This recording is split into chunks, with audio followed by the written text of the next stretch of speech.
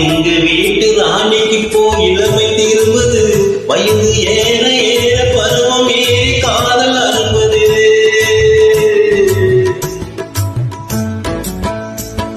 எங்க வீட்டு ராணிக்கு போய் இளமை திரும்புது, வயது ஏற